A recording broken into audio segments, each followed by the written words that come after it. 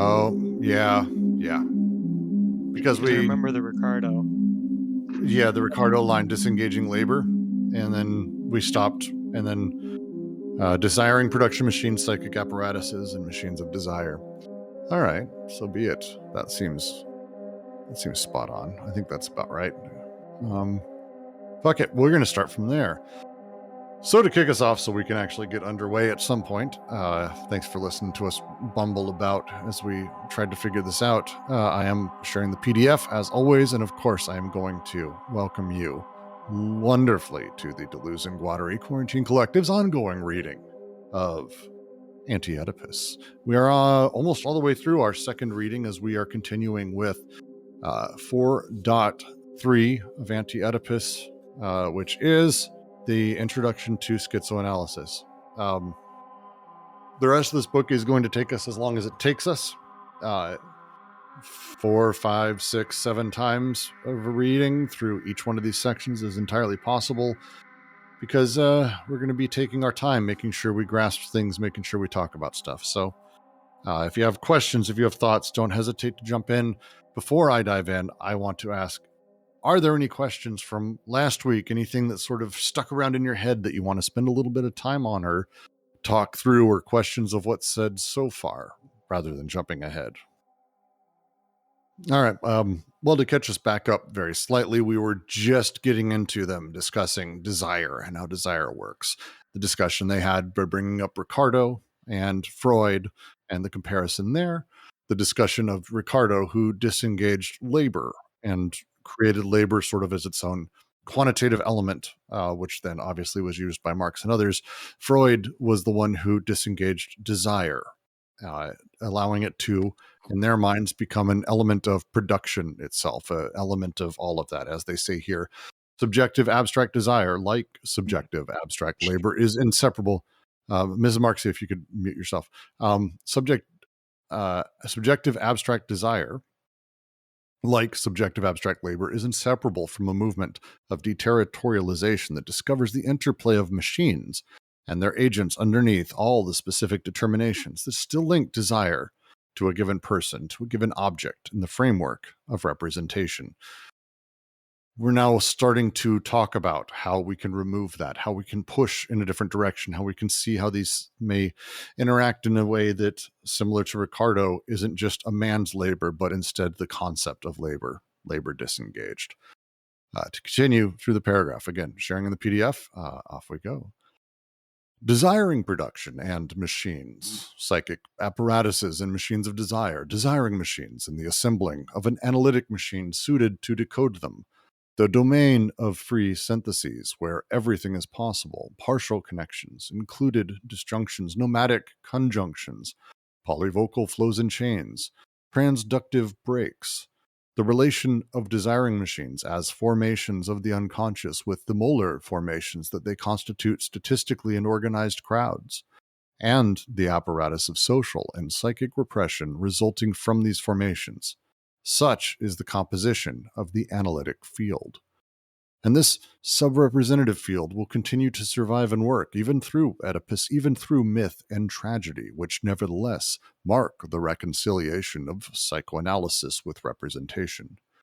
The fact remains that a conflict cuts across the whole of psychoanalysis, the conflict between mythic and tragic familial representation and social and desiring production. For myth and tragedy are systems of symbolic representations that still refer desire to determinate exterior conditions as well as to particular objective codes, the body of the earth, the despotic body, and that in this way confound the discovery of the abstract or subjective essence.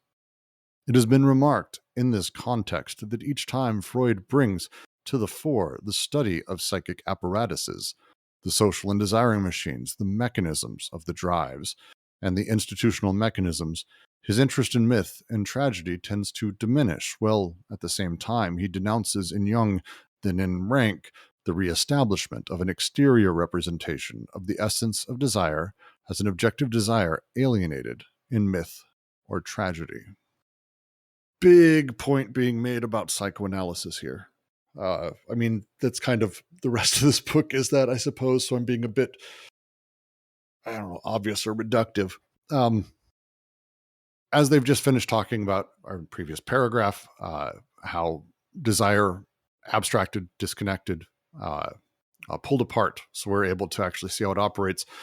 Freud specifically, as we're talking about desire, gives us this really interesting way to sort of talk about how desire plays as it moves through all of these machines. The psychoanalytic machine, as they're discussing it, and when they say that, they mean psychoanalysis as an operant, as a thing that someone does as a machine, takes in all of these elements. It plays in the transductive breaks, relations of formations. It plays with all of these at a large scale and sort of a complete totality. And all of this gives them this sort of, how to put it, psychoanalysis, as the opening of this paragraph plays with, covers the totality of social psychic repression resulting from the formations of desiring machines in the unconscious at the molecular all the way to the molar formations that they make up and constitute statistically. All of these elements fall underneath traditional psychoanalytic thinking. And as he moves through the paragraph, they start talking about the reality of the conflict between what they call desiring production, social production, and the myth or the tragic, these large-scale representations of Oedipus as an example, but it's not simply Oedipus. It's the archetypes of Jung all the way through to Freud's kind of a lot of his elements, ultimately still playing at representation. And they muse that Freud, when he's actually really tearing into and getting at desire, at the desiring machines themselves, he actually moves away from myth. He becomes less interested in it and goes so far as even to condemn it in others, and actually has explicit condemnations of the idea of these external myths, despite himself pushing them. It's a bit of a critique on Freud, but the underlying thing they're really pushing at is that psychoanalysis does deal with desiring machines, but it does it from a very particular angle. Jack, any thoughts, any questions? Anyone else have thoughts on this? I love this section. We're getting to one of my favorite lines, paragraph or 2 or 3 away, but we're kind of setting up a lot of stuff that's coming in the rest of this chapter. He's distinguishing between psychoanalysis and representation. So the representations are the myths and the. He's not distinguishing between psychoanalysis and representation. He's distinguishing here between desiring machine, social machine creation and operation versus myths and tragedy, which psychoanalysis utilizes. They are, I think the phrase he's got very specifically here I really like. Myth and tragedy are systems of symbolic representations that still refer to desire, to determinate exterior conditions, as well as to particular objective codes, a body of the earth, despotic body, or capital. And that confounds the discovery of the abstract or subjective essence. Their work up to this point they've not exactly been shy. They're not fans of representation and symbology as a way that it tends to be used, especially in psychoanalysis. Guattari gets very deep into this. But it's anytime we start saying, oh, you need to be X, or here is what a healthy person is. You need to become oedipalized. Your father is your boss. You're only angry at him because he's like your father. What's your relationship with your father? Changes desire from being something that is immanent, that is experienced through my immanent experience, to, oh, desire needs to be formed X, Y, or Z way, or do X, Y, or Z thing, or is because of some external representation instead of how it actually works. Myth and tragedy are systems of symbolic representations that do this. They are these exterior things to us. No one has whatever Jungian archetype you name. That's not some immanent thing you experience. It's a word, but it's a representation of this determinate element exterior to you that has a sort of meaning that you have to derive and build. And the tragic familial representation, it's very much about Oedipus, again, does much of the same thing, where, well, we've been oedipalized and we've had this sort of axiomatic reality given to us by the family. Psychoanalysis is only more than happy to play in that space and sort of utilize that rather than break that down to understand actually the desiring machines that are operating properly within that. How desire works versus the representations that sort of come across. You might say a finger pointing at the moon, and all psychoanalysis cares about is talking about the moon. Does that make sense, JK? Yeah.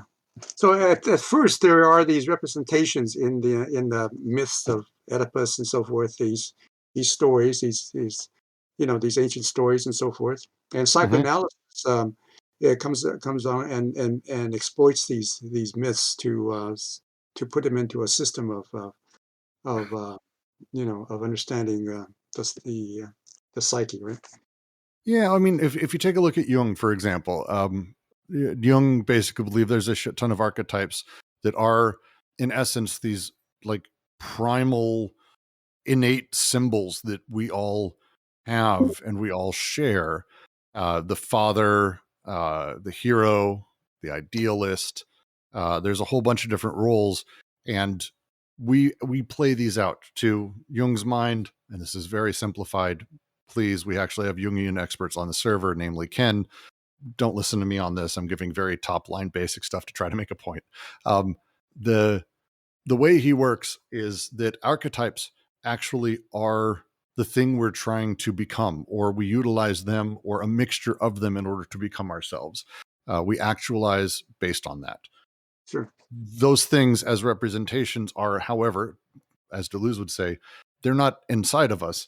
They're socially determinate, just in the same way that incest can't exist in a tribe where the mother, father, child nuclear family doesn't exist in the same way. We don't really have children in some of them. These things are socially determinate. The same would be true of what father means, what hero means, what idealist means. These things are socially constructed, which I think is hard to sort of argue with.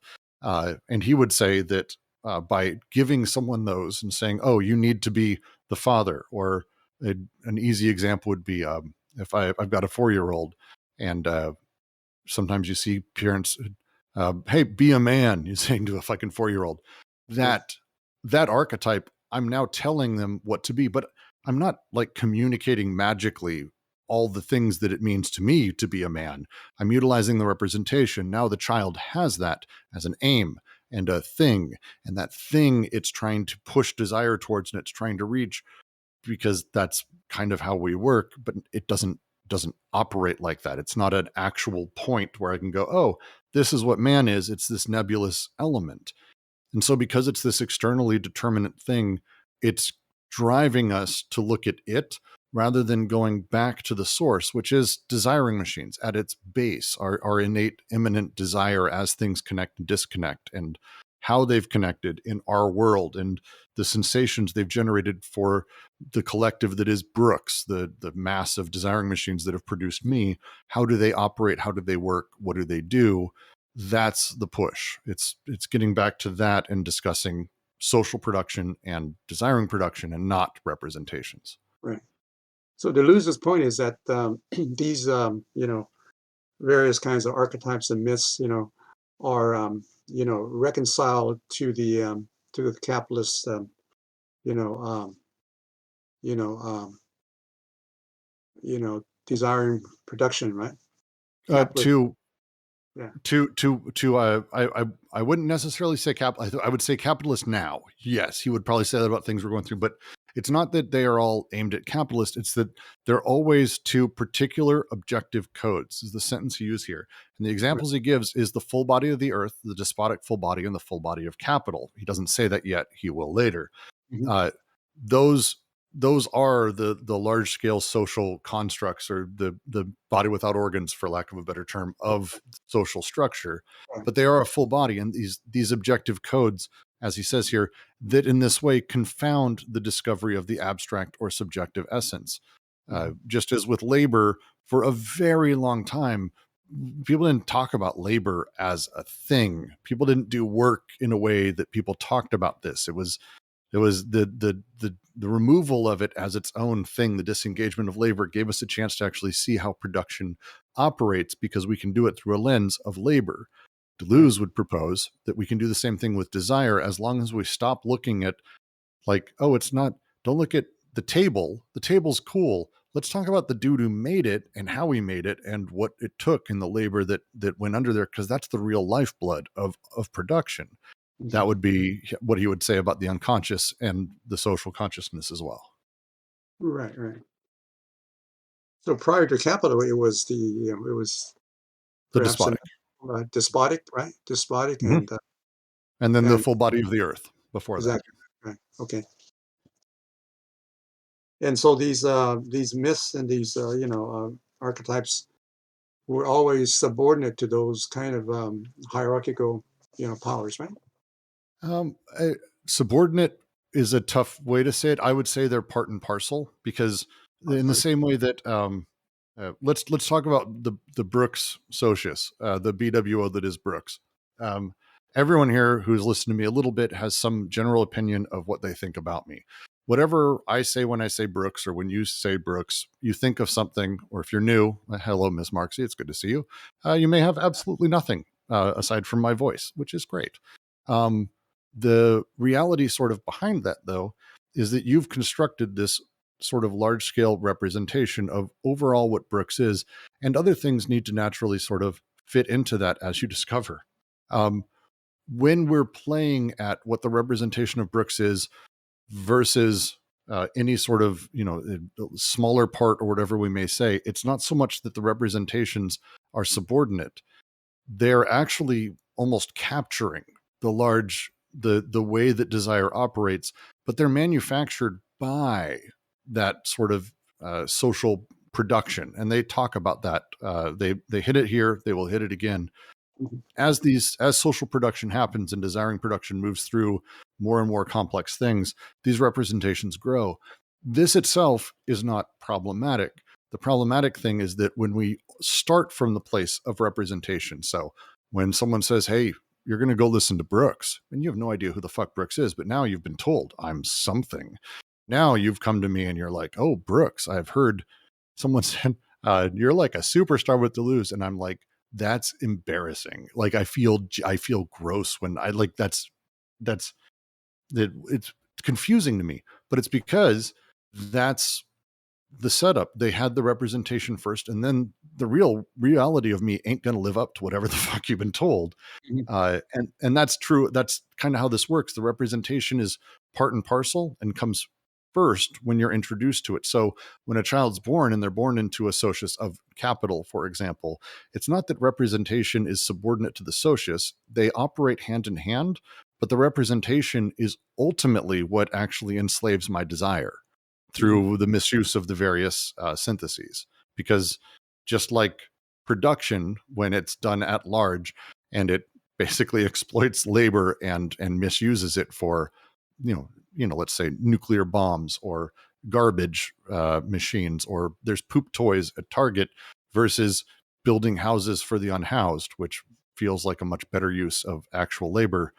That representation and that goal of what our society needs to be or what we ought to be doing or what I need to be building versus dealing with the labor that needs to be done directly around me is very analogous to the way desire works when I'm told what I ought to be and what I ought to want versus what I get to just sort of experience and grow with and connect to.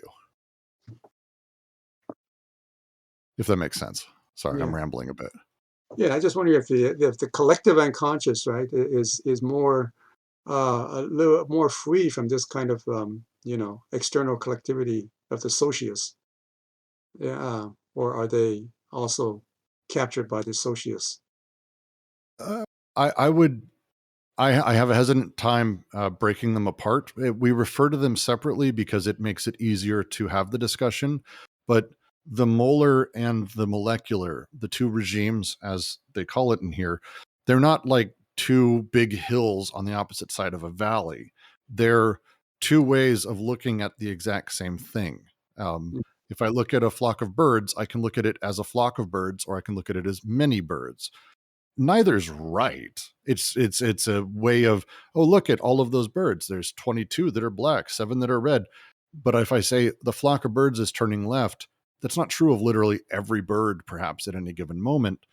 It's like this is how we have to describe these things. The same is true of the socius versus the individual versus the collective unconscious versus the singular unconscious. There isn't really any of that. It lets us have these discussions, but all of it is just part of the larger sort of one large collective of desiring machines that are firing off. We just have desiring production, social production, and these other things that sort of produce. They have their own rules and setup and how they operate, but they kind of play in that way. Mm-hmm. Does that make sense to everyone? I hope it does. Jack, am I far off? Anything? It's a lot of words. I I guess I'd know. say the collective unconscious. That's putting it in Jungian terms, right? Right. Yeah. I'm always hesitant to use that phrasing with Deleuze. Right, because like they're not talking about. They're not going at it through Jung, right? They're not using that system. Yeah, the unconscious operates. There isn't really Lacan, for example. To Lacan, or even a bit Freud, the unconscious plays like a stage, like a play that symbols are dancing around on, doing all kinds of different things. Representations are interplaying, sort of mishmashing. For D&G, there isn't really any of that. The unconscious is just the massive desiring machines and how they're firing off, connecting and disconnecting. And the result of those interactions basically is emergent to making you. And so the unconscious operates in a very different way. For Jung, it is a sort of grand story or a grand dictionary of life that kind of is the collective unconscious. So they operate pretty differently in a lot of that.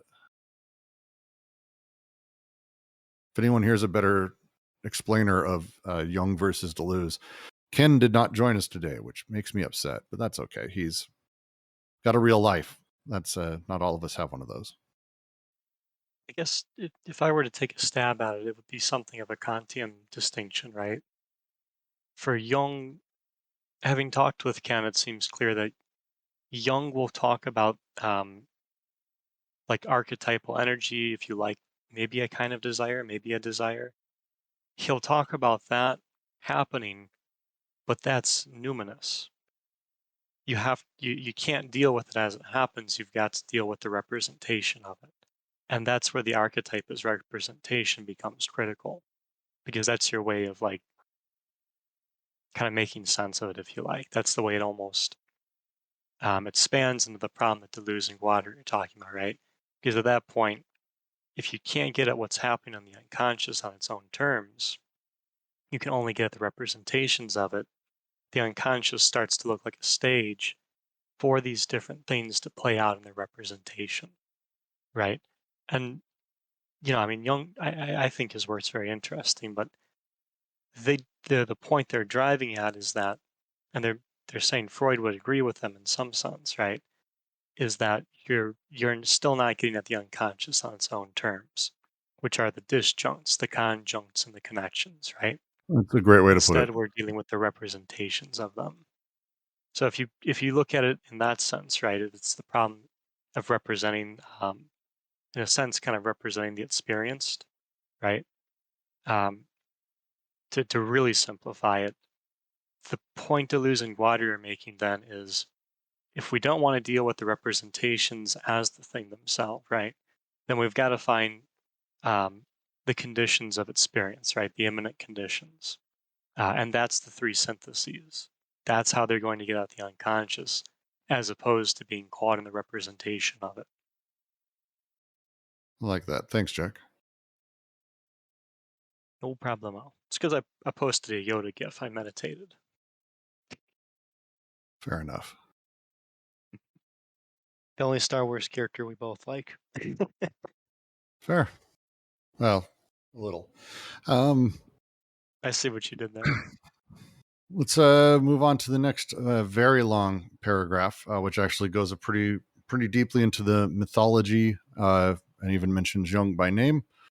I'll just burn through this. It's a lot of the same sort of underlying point.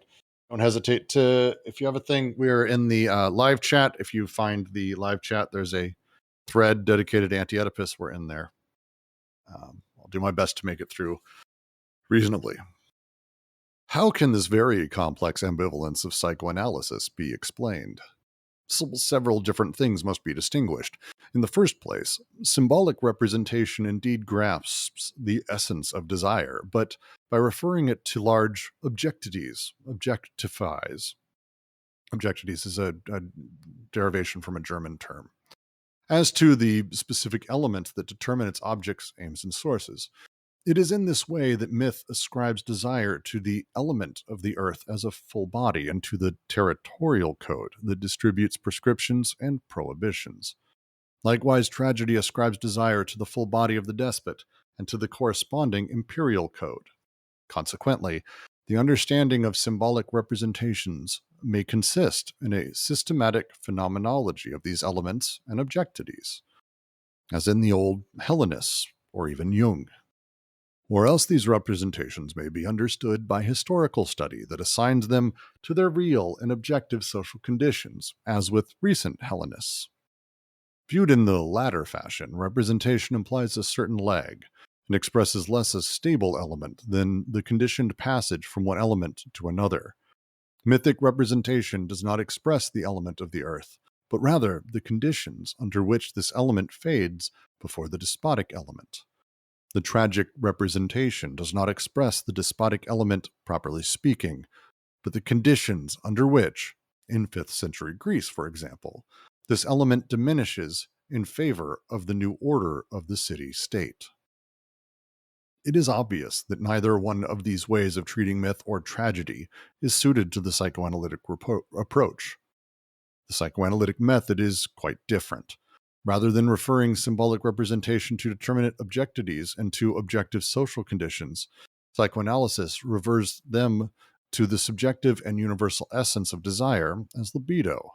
Thus, the operation of decoding in psychoanalysis can no longer signify what it signifies in the sciences of man, the discovery of the secret of such and such a code.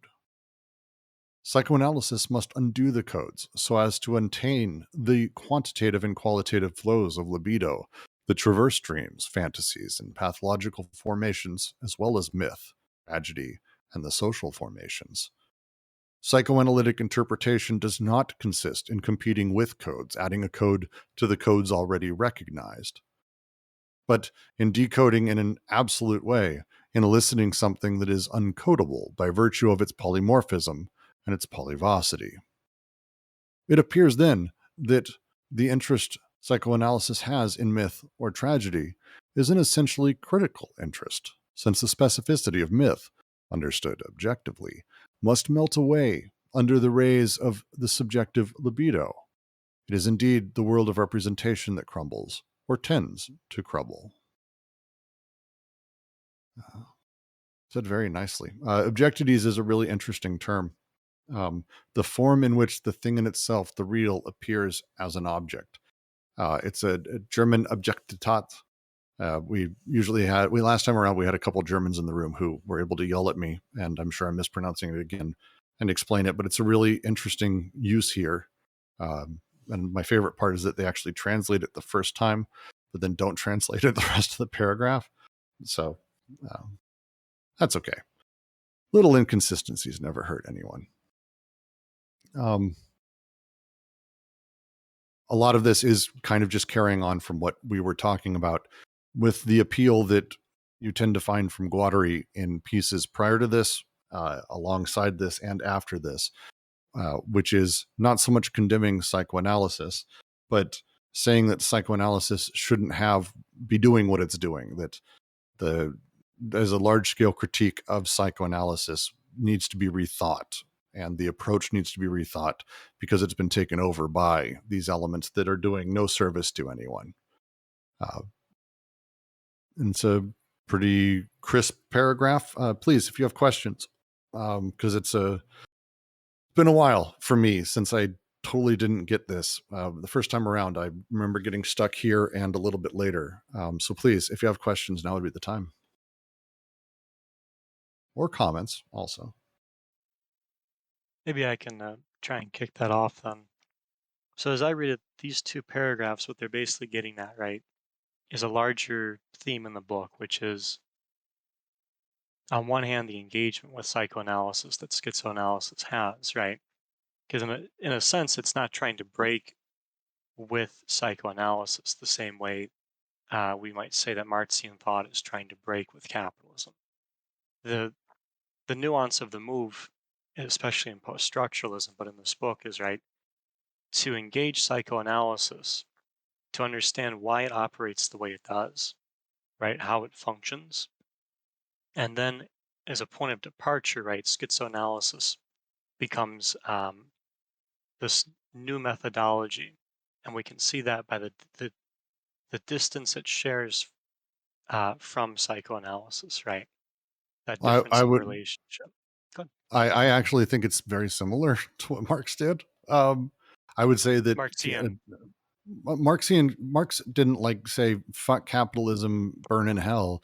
It's a critique of sitting there going, hey, look at as capitalism's coming in, we're learning new things about the world. Here's some stuff that here's how it works. By the way, we need to fix, and we should probably go in this direction. It wasn't even like, I mean, it's not super Marx to go, yes, you know what, I'm going to stick with these handful of representations. He wanted to go and go, oh, we learned class. Here's how class has really driven things. Here's how labor really drives things. And their critique here of psychoanalysis would be similar. It's not, let's explode psychoanalysis, everyone go away, you're evil. It's, hey, here is the underlying stuff that's happening. We're learning more. Here are some extra things. And now let's go deeper. Let's take psychoanalysis, like I always say with Deleuze, his trick is basically saying, Freud said X, oh, he just didn't go far enough. I agree with blank, he just didn't go far enough. Freud gave us libido, this amazing way of looking at the underlying abstracted desire that is flowing through people and things. He just didn't go far enough. And actual psychoanalytic approach needs to, instead of looking at these determinate objectities, we need to do a little bit more and discuss this sort of subjective libido. It's the phrase they have. Rather than referring symbolic representation to determine objectivities and to objective social conditions, psychoanalysis refers them to subjective and universal essence of desire as libido. This is the right direction, and we need to continue that. I think it's the same thing as Marx's critique of capital. That's just me, though. Maybe I have a weird reading of Das Kapital. It's fine. That's why I'm getting at it with Marxian, right? There's a move, if you want to use the stronger word in Marx's thought, to basically, right, the idea is that socialism is the break, the final rupture with capitalism, right? Not a deterritorialization, but something new that's just, right, we can measure it with a fissure, and more or less that's the idea. I'm not trying to get too deep into the nuances of Marxian thought there, but I think that's more or less the modernist move, right? But the move here with psychoanalysis, like you're saying, is that re-engagement with it. So because I think this is part of the problem for anti-psychiatry, right? And this is part of a debate going on in France at this time, right? Which is that on one hand, there's a move, particularly in Marxian circles, to try and break with something by justification of this new thing that will replace it. But then that gets into the issue, like you see in Foucault and Chomsky's debate, right? Well, you say you're going for this higher justice and all that thing, but look at what happened in Russia. They appealed to the proletariat representations, and yet nonetheless, what new subjectivity came? Bourgeois subjectivity. The very thing they said they had eliminated. Right? That basic problem is what's kind of being addressed here, because the move with schizoanalysis is to do something completely different by engaging psychoanalysis directly, but creating schizoanalysis in a sense as an alternative, but more directly in departure of psychoanalysis, as opposed to just trying to supplant psychoanalysis with itself. So right from that perspective, if you look at these two paragraphs, so then why does psychoanalysis do what it does? Right, and that's very important if we want to avoid recreating the very thing we're trying to change, right? So as to just basically, um, make a kind of subterfuge change, one that's just not very good because of how much has changed, right? The move they're getting at is this point that psychoanalysis with myth, it's not creating new myths per se, right? It's not creating new codes. They're saying it's decoding, which is where you can start to access capital associates, right? Because what they're talking about is a schizophrenic function of psychoanalysis. And the interesting thing is, right, if you kind of go back to the Kantian thing, part of the way they do it is basically a representation in place of the thing itself, right? But in doing so, it's a connective move, right? Because they're changing the signifiers and they're changing the signifieds and the disjunctive, right? It's the line in here I really, really like is along those lines: mythic representation does not express the element of the earth, but rather the conditions under which this element fades before the despotic element. It's a great line. And the tragic representation does not express the despotic element, properly speaking, but the condition under which this element diminishes in favor of a new order of the city-state. These myths and how they play at each other as the socii sort of play into the one to the next to the next. Maybe here it seems like they're saying, you know what, I'm going to go back, JK, something you asked about they're subservient to the socius. Seems to be implying actually there is some level of that.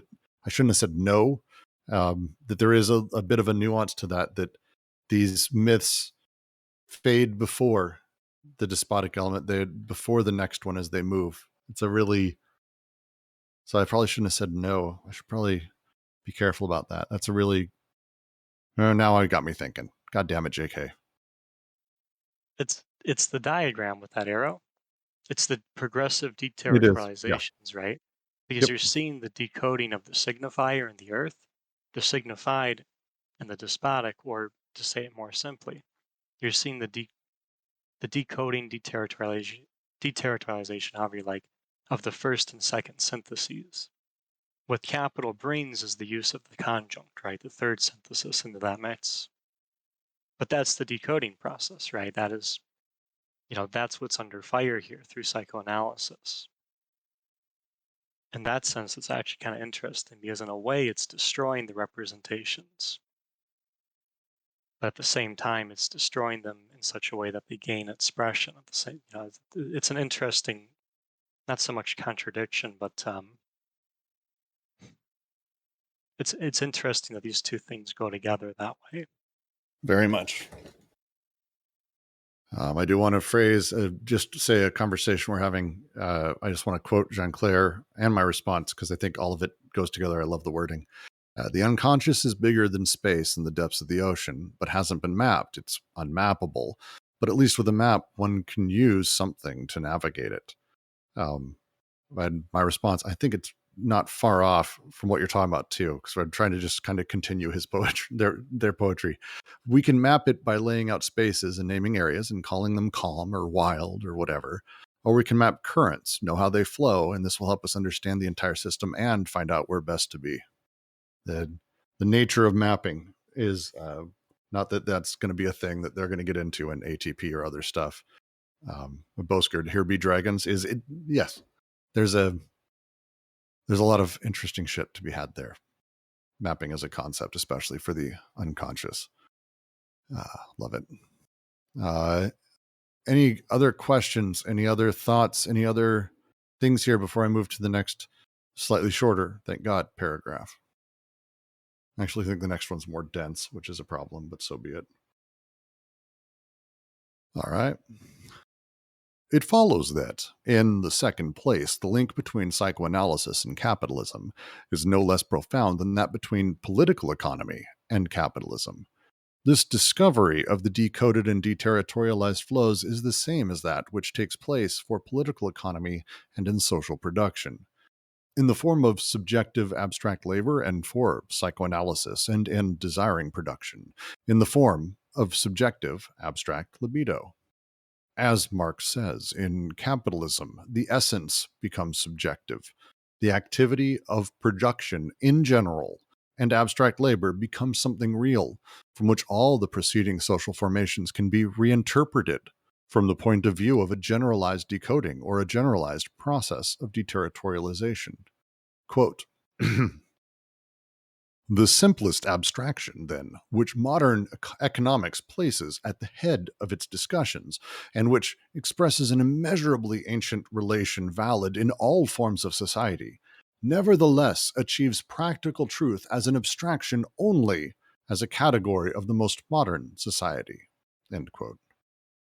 This is also the case for desire as abstract libido and as subjective essence. Not that a simple parallelism should be drawn between capitalist social production and desiring production. God damn it, I did that earlier. Or between the flows of money capital and the shit flows of desire. The relationship is much closer. Desiring machines are in social machines and nowhere else, so that the conjunction of the decoded flows in the capitalist machine tends to liberate the free figures of a universal subjective libido. In short, the discovery of an activity of production in general and without distinction, as it appears in capitalism, is the identical discovery of both political economy and psychoanalysis, beyond the determinate systems of representation. I'm actually going to take a second and think through that. Please go for it.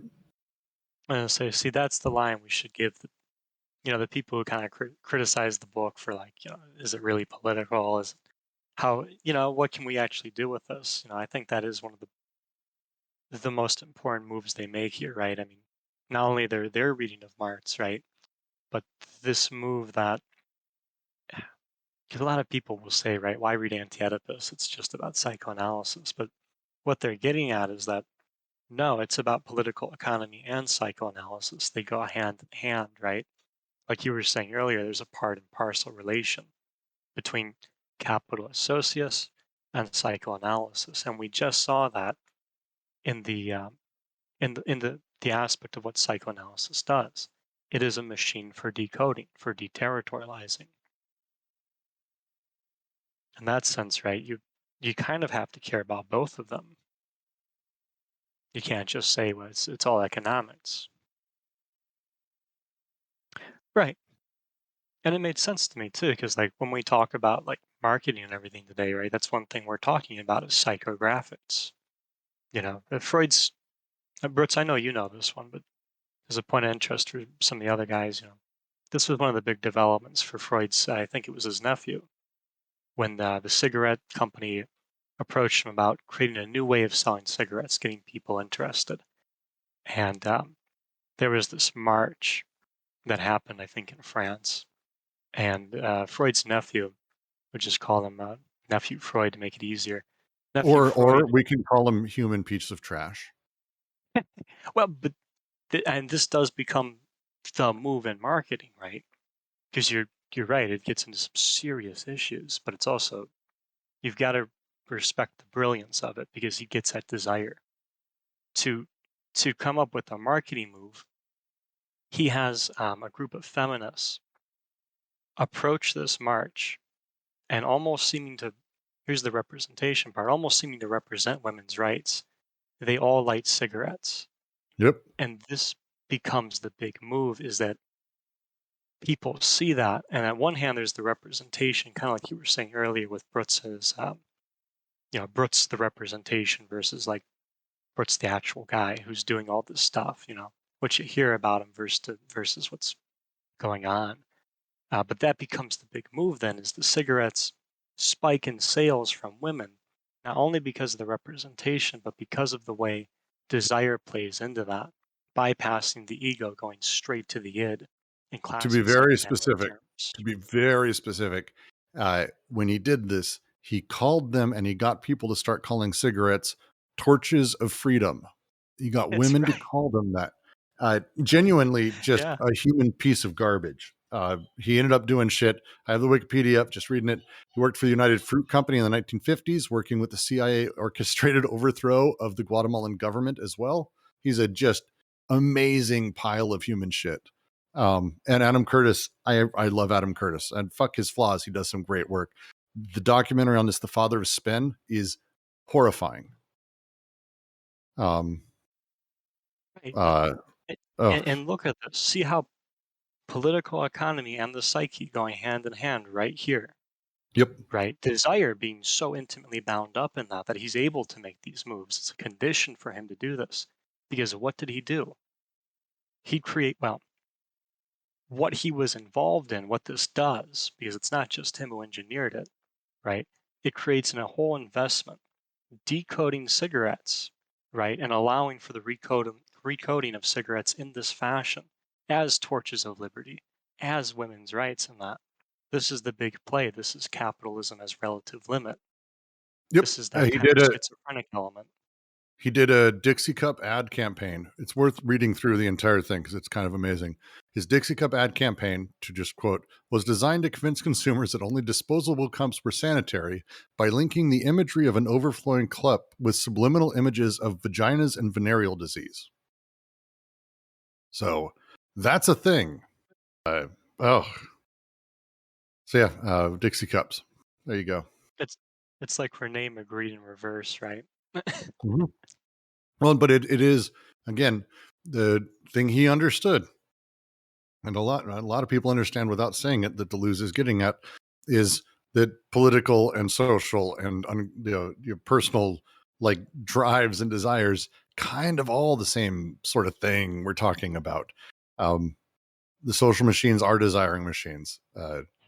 That's what they are. That's just it. That's the construction of things. Well, it's a really gross thing to remember. That guy's. I almost hate to bring it up, but it makes the very point they're making here, that you can't just parcel out psychoanalysis in their view. And this is part of the reason why it is extremely political and relevant to political economy.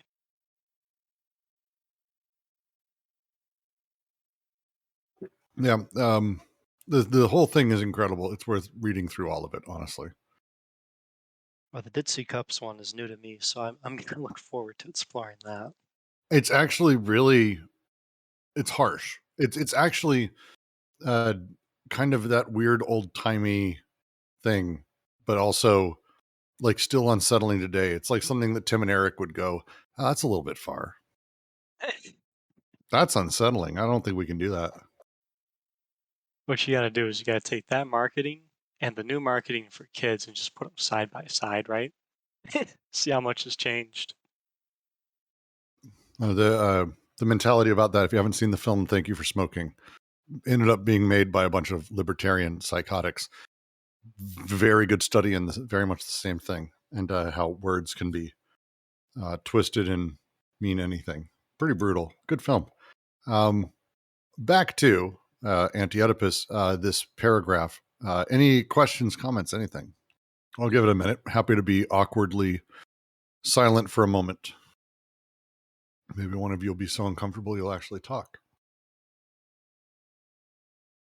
All right, maybe not. Yeah. I wanted to hello. ask you, like, what's with it's hors sujet. I can't find a word in English. Out of topic. What's with the China trying to find water? Is that like a rumor, or is it true that they're almost out of water, like drinking water? I haven't heard that anywhere. Oh, it was on the news. Sorry to change topics. Okay. We'll discuss later. The different kind of flows than we're talking about here, but that's fascinating. I thought that's bad. There's so much about China. Another one of those things Cups, man. It's Dixie Cups. Cups. It's one of those things that if we're going to talk for a moment about actually how this operates, we just were kind of going through that with him and the Dixie Cups or his presidential campaigns. He worked on multiple where he advised people. He was one of the first to kind of come up with the idea of lying to different constituencies. Tell the Irish that you're strong on Italian crime. Tell the Italians that you hate the Irish. Like he outright told people this, and it was like his idea, which I'm sure wasn't his idea, but he was like one of the first to advise this. So the joke, he is the joke now. It's weird. Tell the Jews that you're anti-Nazi. Tell other people you hate bankers. It's like, okay, like you're straight up just at any cost, cynically telling how to manipulate people. Thank you for the next 100 years. You ruined everything, you cocksucker. But Probably would have been ruined anyway, but still, Jesus. It's just the exclusive disjunction, right? As far as you get the racial and the Yeah, but at the still, you inclusive usually level, can't yeah. track like garbage of the world to like a single person. Like, I do my best, you know, you try not to be that guy. We all fuck up. We're all not perfect, but like when someone like after you die 40 years later can go, you know, he actually has significantly contributed to worsening the entire world. You fucked up. But with China, you see a lot of the same thing, playing towards both the social desires, political desires, all of these things that are playing into the same stuff. Everyone else is insecure. We're in trouble. Let's look at someone else's problems. Oh, they're in worse situations. What do you want to be true personally? How do you feel about these things? The ability for us to manipulate and play the PR game is absolutely expressly what Bernays did, and he kind of helped build the idea of a psyop with the CIA. That's what he did in Guatemala, which is insane. Again, try not to do multiple things that ruined the world, I guess. But with China, it's very much the same thing. You see it all the time. The China derangement syndrome. You see the same thing, just to be frank, with America too. People who are so anti-America, they don't give a shit about literally anything except being anti. Same thing with China. Same thing with other stuff. There's an underlying desire manipulation that's being played at, because again, we're in the world of representations. We're in the world of playing that way instead of talking about actual desire production in general as an abstract. Going to, as they quote Marx here, the simplest abstraction. Modern economics places at the head of its discussions, which expresses an immeasurably ancient relation valid in all forms of society. Nevertheless, achieves practical truth as an abstraction only as a category of the most modern society. We're in a privileged position, just as we can't really go back in time 400 years, 1,000 years, and really have a discussion about labor, because that doesn't really work the same way under the despotic, really doesn't work the same way under like a narco-communist, full body of the earth socius. Go talk to a tribe about how their labor is being exploited. No, it doesn't work the same way. But it does. But we can't have that conversation because only from our position here, after these things have been broken apart, as these flows have been taken and we're able to see them, now we can start looking back and we can see, as they say, the discovery of an activity of production in general and without distinction, with labor with Marx and with desire with Freud and desiring machines with D&G, as it appears in capitalism, is the identical discovery of both political economy and psychoanalysis beyond the determinate systems of representation. It's a poor thing about how this all of this shit actually works, and it goes all the way back.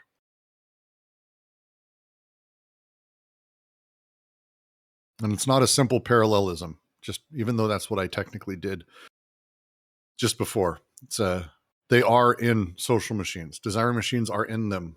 They are made up of them. And they're nowhere else. There aren't social machines, and then over here are desiring machines doing some other shit. That's not, there's all the social machines are just filled up with them at large. This does get an important point too, which is like, so if we're going to do the affirmative critique thing, right? If we're going to follow schizoanalysis and that, you do have to deal with representations, right? Because of what they do.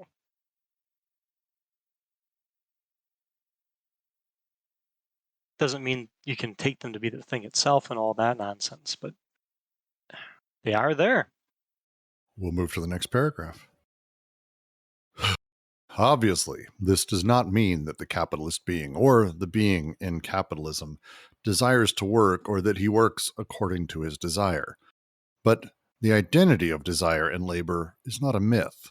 It is rather the active utopia par excellence that designates the capitalist limit to be overcome through desiring production. But why precisely is desiring production situated at the always counteracted limit of capitalism? Why, at the same time as it discovers the subjective essence of desire and labor, a common essence, inasmuch as it is the activity of production in general, is capitalism continually re-alienating this essence, and without interruption in a repressive machine that divides the essence in two and maintains it divided? Abstract labor on the one hand, abstract desire on the other. Political economy and psychoanalysis, political economy and libidinal economy.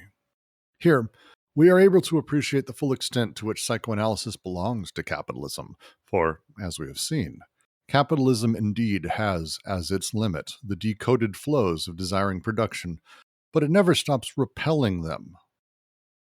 But it never stops repelling them by binding them in an axiomatic that takes the place of codes. Capitalism is inseparable from the movement of deterritorialization, but this movement is exorcised through factitious and artificial reterritorializations. Capitalism is constructed on the ruins of the territorial and the despotic, the mythic and the tragic representation, but it reestablishes them in its own service and in another form as images of capital. Then this does get, so if we go back to like the point about the three syntheses on that, right? So if we're talking about subjectivity, when they're talking about like the subjective aspect of desire and that, right, they're talking about the conjunct, they're talking about intensities, they're talking about subjectivity, right, subjectification, those processes, right, that the third synthesis gives us. This is, of course, the big move with capital is becoming socius, is that it starts to get at our subjectivities. Usually we think of like emotion, but there's a lot more going on, though emotion's a helpful place to begin. So, right, the move then is that with this decoding, so if psychoanalysis doesn't have to operate this way, right, but it does because of the condition of capital, then they move into the condition of capital. It doesn't have to operate that way either. And in fact, it frees up a lot of things that have a lot of potential, such as deterritorialization, right? The breakdowns of codes and that. You know, they joke that this is capitalism being unable to read, right? Because now we have the figures and the glossomatic semiotics made possible. And that is made possible here, right? That's kind of the positive side of capital. The problem is then, why does capital as socius operate this way, causing psychoanalysis to operate this way? And they go through this point quite a bit, right? This is again that relative limit of capitalism for capital and that absolute limit of the BWO, right? Because it has the potential to do a lot of interesting positive things, right? We start to get glossmatics, this imminent kind of semiotics. But at the same time, it's not that simple, right? Because even though capitalism makes this stuff possible, there's still the problem of what they're calling the factitious. Is that facetious? Yeah. The artificial. Is it factitious? Thank you. The factitious and the artificial reterritorializations, right? And this is the big move, right? This is why this happens the way it does, is that as much as it decodes, it also makes a replacement, right? And that is to put an axiomatic in that place as a kind of conditioning of the glossmatic, right? I keep trying to figure this out through purport, and I haven't exactly noodled it as much as I need to, but that's kind of the move, is if you step back from like the Weberian point, that, right, whenever you encounter those kind of cliches like be a man or penny saved is a penny earned and that, what makes that kind of thing possible, and how does it have that kind of expressivity, right, in place of decoding? Because that's, I think, the move, is that something like that that be a man saying has the potential to decode. And I think the point is in the second and third synthesis, where you've got the D of X in relation to D of Y. That seems to Agreed. be what makes this all possible. And just to mention real quick, factitious, because a lot of people mix it up with other stuff. It specifically means created out of whole cloth. Artificial is a synonym to it, but if I say like specifically factitious reterritorializations, it means man-made, generated, created by a person, not necessarily like organically created. Factitious. A factitious persona is if I'm putting on airs and pretending to be a rich, smart person, perhaps. Like that would be factitious. So it's a really very specific wording that they have here, because to Jack's point, they're talking about sort of the generation of these reterritorializations that are made to cover up to do these things. Yeah, factitious is a very specific word. There's no way that's the original word in French, but I have a feeling, because it's a Latin derivation, I'm assuming that the original in French is probably actually factitious or some shit like that. That's like spot on. There's no way that's like a translator decided to use that randomly. I have the French version some here. I'll figure it out. But that is the move, right? Is to It basically, is.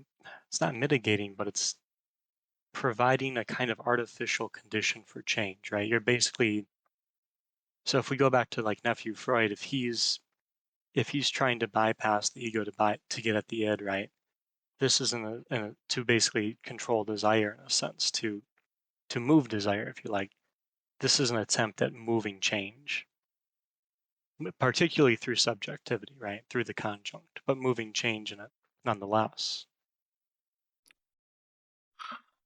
Sorry, I have two questions. Did you say factitious is created out of one single cloth? It's a turn of phrase, so it may not translate. Apologies. It's an American idiom where you say you make a thing out of whole cloth. It means that you've constructed it, you've built it, rather than actually having like the real thing. It's a phrase. Let me see if I can find a way to translate that. Apologies. It's a weird idiom. Oh yeah, like the ancient Carthage story where this queen, she like was offered, she asked for a piece of land, and the seller, he told her, you can take only the size of an ox skin. Hello? Yes, actually, I think that is kind of where that comes from. So it's the original sort of phrase has to do with and this is probably not for this, whatever. The original phrasing is basically rather than cutting something up and spending the time to do it, you make a thing out of whole cloth. You use the entire piece. You use a single one, and it's bullshit. It's completely fabricated. No one can make a thing out of whole cloth. For a long time, tailors, leather workers would say that they made, this jacket was made out of whole cloth, like a single piece. That's not how anything works when it comes to like making cloth, because you always put different cuts or different pieces of cloth together. So it was a lie that people told in order to sell clothing. And so that's like the American idiom is sort of taking that. It's like, it's made out of whole cloth, which is basically means it's bullshit. It's factitious. It's created. It's engineered by a person. The original Latin is art, art made, making art, something like that. It is art artificial. Yeah, so there you go. Yeah, and do you remember Goreng? Oh, of course. How can I forget? Yeah, we were like, he was trying to start a class called something Factish Gods. Cult of the Factish Gods, Bruno Latour's wonderful piece. It's he and I were trying to get that started. Yes, one of my favorite books of Bruno Latour. That's different. That's a different thing. That's more of a pun. That's a pun on the term fetish, because Bruno Latour has a lot of, we'll say, sardonic anger at people who believe facts are real, and people who sort of treat them facts as if they were fetishes. Thus, the term factish. See, it's not a good pun. It's not a good pun. It's just a pun. Oh, okay. Do you think he's coming back, the teacher? I haven't seen Gehring in a while, sadly. Oh, that's sad. Gehring, we believe Gehring deleted or was either banned, which is possible, from all of Discord, or deleted his own account. Sadly, we loved Gehring. But yeah, Ms. Marxy says, we're a tad past this, but as far as repression goes, geology memorials, they dig into the role of expression. Expression is not the same as representation. One connection that can be made here is the material, content, and representation, expression, are evading each other's territories. Bernays' propaganda machine is a good example of this. It's spot on. We were discussing, I think even last week, Yelmslev specifically, which is, as far as content and expression, the dude. So it's a fantastic connection to make on this. Thank you, Ms. Marxy. Spot on. Love that.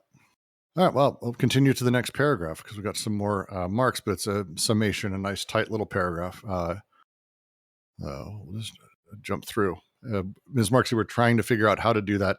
We think we have an idea. We don't think, and I wonder if anyone will disagree with me, a straight reading of ATP where like we're doing with Anti-Oedipus, we go through it in order.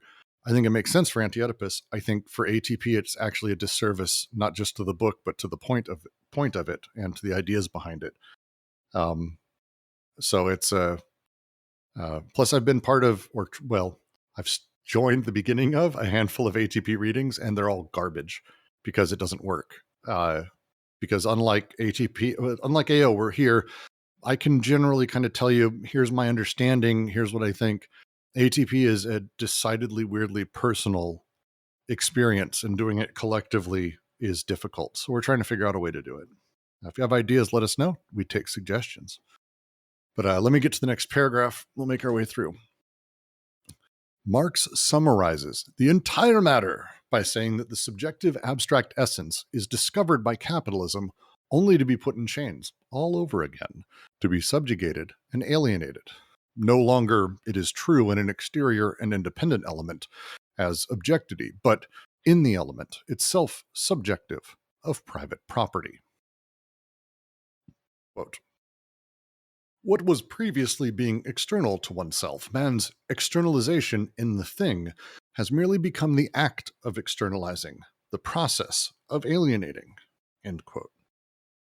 It is, in fact, the form of private property that conditions the conjunction of the decoded flows, which is to say, their axiomatization in a system where the flows of the means of production, as the property of the capitalists, is directly related to the flow of so-called free labor as the property of the workers, so that the state restrictions on the substance or the content of private property do not at all affect this form.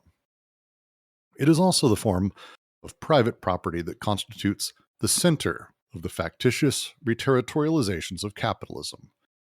And finally, it is this form that produces the images filling the capitalist field of eminence, the capitalist, the worker, etc. In other terms, capitalism indeed implies the collapse of the great objective determinate representations for the benefit of production as a universal interior essence, but it does not thereby escape the world of representation. It merely performs a vast conversion of this world by attributing to it the new form of an infinite, subjective representation. And I'm going to quote Foucault at the bottom.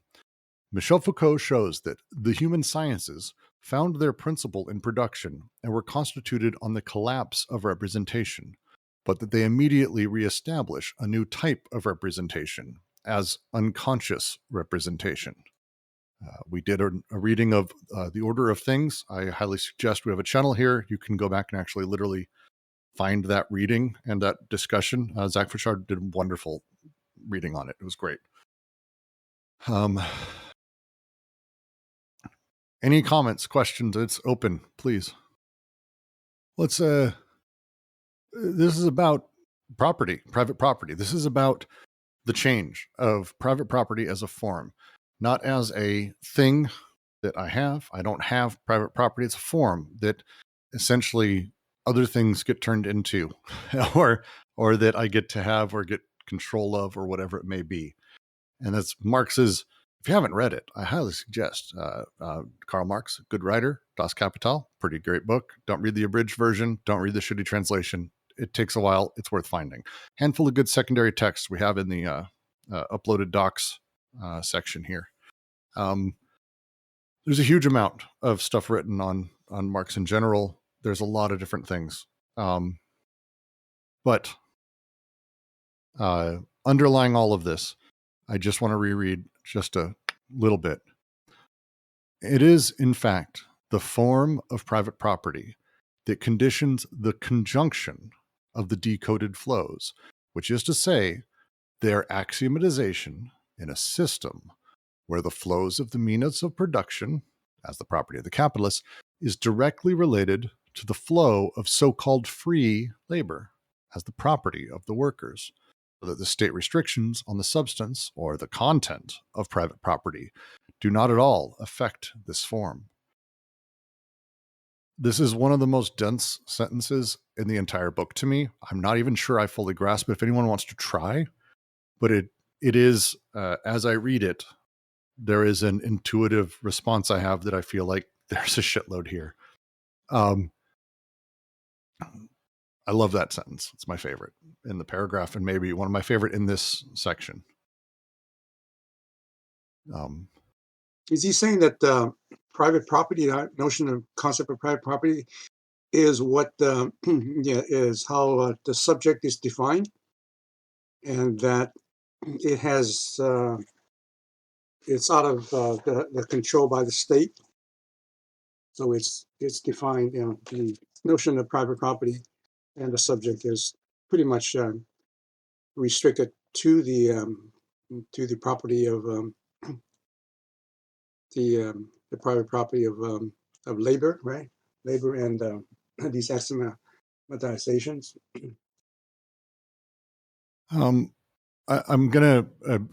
It's a great question. I want to read in response a little bit from Holland's take on Anti-Oedipus, where he talks about this, because I think I don't have a direct answer because it's a really good question, but I think this is around that. Abstract labor actually attains real existence under such circumstances because labor has become an interchangeable commodity on the market. Workers themselves have become expendable. The work they do no longer their own. The concrete objective determinations of workers' labor power, its transformation from exchange value to actual use value, supervenes only after it has been purchased as a commodity and is set to work on means of production that remain external to it, as the private property of capitalists. It was at this point historically, Marx reflects, that, like Luther, who defined religion not in terms of institutional objects of worship, but as personal and interior religious fervor or faith, Smith and Ricardo define wealth no longer as objective property of valuable objects, but in terms of a subjective essence belonging to productive activity in general. And generally, that coincided with capitalism's promotion of abstractly quantified labor time as the measure of social value. But then, just as Luther re-alienates free subjective religiosity back onto the authority of the scriptures, so do Smith and Ricardo effectively re-alienate the subjective essence of wealth right back onto private property. And of course, so does capitalism itself. Labor is subordinated to the dead hand of capital as its ultimate determination. Hence, Smith and Ricardo do not represent critical political economy in a Marxist sense, since they merely reflect the apparent objective movement of capitalist society. The play here with private property being at the center, with these elements sort of coming around all of it, is the play that they're making a push to here. It's the alienations of private property, the privatized family, the nuclear family, which they've gone over so very much, which puts us, now I'm maybe showing my cards early, puts us in the place where we're talking about private property subjected to capital, desire to Oedipus in the same way, the privatized elements, the free productive elements being sort of resubsumed underneath these things. They're about to get into a little bit more. try not to jump to the next couple paragraphs without going too far. Yes, for me, the part that sticks out there is the becoming concrete. Because I do Yes. think he's right about that. With the Marxist quote on that, right? Like the point is that what was external to someone, so if you put it in terms of socii, the signified, the disjunct, is now becoming a process of externalization, right? And this is going to be the conjunct. So the move I think they're making here is to say that you might be able to put in terms of the first paralogism, right? That there's something with that there would be a partial object as part of the assemblage that then is detached, seeming to represent it, seems to be more or less what they're getting at here. If we just look at it in the first synthesis, if we take it to the conjunct, I think what they're getting at is more or less something you can see. And honestly, if I could use clothing in that, like the use of t-shirts so as to create an external kind of subjectivity, right? That the subjectivity is dependent on, say, a t-shirt and the graphic on it, so as to basically communicate the subjectivity, that the intensity would be in that picture on there, right? And from there, one can derive clues about who this person is and what they could become and all of that, right? That process of externalization, I think, without going too deep into like private property and labor, is kind of what they're talking about. Because if you back that up into D of X, D of Y, right, it's more or less a question of how financing and how labor coordinate so that the way that those two things are changing, I hate to use the word, but basically conditions the intensities that that will affect the assemblage, right? That will be For sure. dispersed by the celibate machine.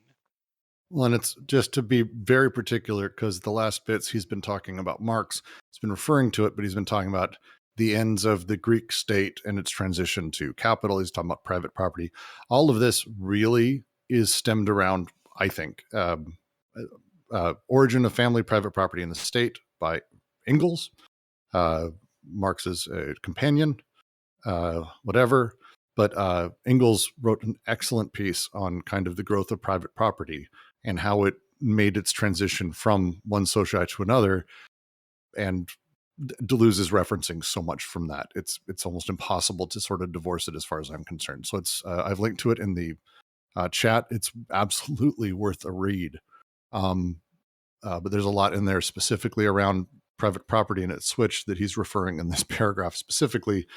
But again, to refer back and to talk about this sort of realienation as Holland's talking about it, as, with one hand we discover, but with the other hand we reterritorialize. But again, it's not a real reterritorialization. It's bullshit. It's axiomatizing. And that's the play that capitalism does. We discover new, suddenly it gets axiomatized, and we kind of lose it. We re-alienate these things, these bits of freedom. Is that related to Marx's book in any way? Which one? The post you posted, it's made in 1884. I mean, it's Frederick Engels. So yeah, it's Marx. Marx is in there, I think, too. I want to say the whole thing is primarily Engels, but like fucking I don't know. There's some people who believe, and I'm not sort of super far from that there's a lot of where Engels begins and Frederick Engels begins, Marx ends. There's a lot of blur, but specifically this, I believe, is mostly Engels. So it's more, it's going more towards a capitalist direction than Marx. This text, right? Like, I don't know what you mean, actually. Pardon me. Oh, it's okay. It's not an important question. I'll just read it. Thank you. It's definitely not pro-capital, but it is in line with the general critique. It's just specifically what Deleuze is talking about here is the move from again, as the socii change and the flows become discovered and they get played, how do they get reterritorialized? Well, private property. Like he's like private property. Before Ricardo, before Smith, before Marx, the discussion of what private property was, or all economies were, is we just had these items, we just had money, and then well, wait, there's use value and exchange value, and what about labor value, and what is labor, and these sort of things. At the same time that effectively that Freud was going, hey, we have all these things going on with the unconscious. What about what's actually driving them? Oh, maybe libido and desire. This frees us. Actually, we are able to abstract and become freed by this. But this real amazing move happens where immediately thanks to private property, it gets moved back into kind of directing the flows as a fully controlled, almost enslaved element. The sentence in there that, again, I really, really love, the form of private property that conditions the conduction of decoded flows, which is to say their axiomatization in a system where the flows of the means of production as the property of the capitalist is directly related to the flow of so-called free labor as the property of workers. And the line there, it is also, so that the state restrictions on the substance or the content of private property do not at all affect this form. They'll get into this a great deal more, but again, this isn't far from traditional classic Marx. What the state's job is not to like control capital. The state's job is essentially to justify it and protect it and keep it going, the system at large. The state exists to kind of keep the motor running.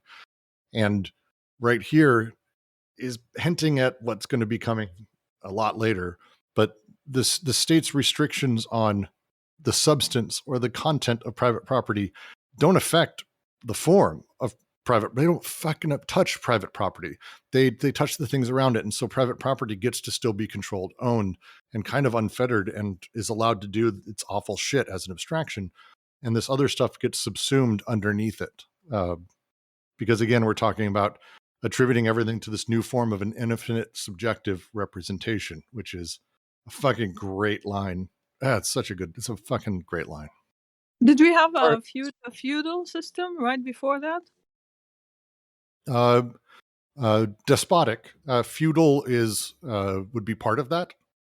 The switch from the three socii, the original being sort of anarcho-communist, but effectively, I am part of my tribe, my family, my group. I do what I need to do based on my role within it that I'm given early and is literally carved into me in some cases. And I am the body that is carved. At some point, my family and our alliances trace to a single person, and we switch from being indebted to the earth, nature, all of the gods, whatever we may call it, that is supposedly in charge of, the rainfall and the harvests and production. At some point, we make the move and we go to the despotic, which is due to the god, king, godhead, queen, whatever, it doesn't matter. And then at some point, money is written on. Like writing happens. And the switch moves from the despotic to this symbolic thing, this piece of paper that somehow is able to take all of that and have it entirely abstracted within itself. And that infinite subjective representation is something very specific to capital.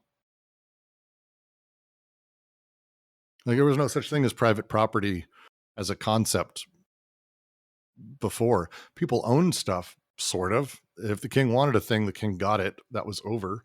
Like it is done. We don't really have that. We have some semblances of eminent domain and all that silliness, but like, come on. We know.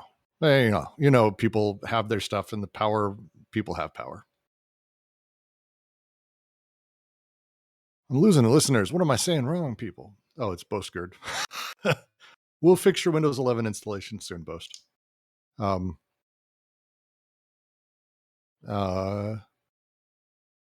hope that answered your question, though, Deck. Sorry, I rambled a bit. Yeah. I mean, like the timing of those events makes it look like communism has led to capitalism.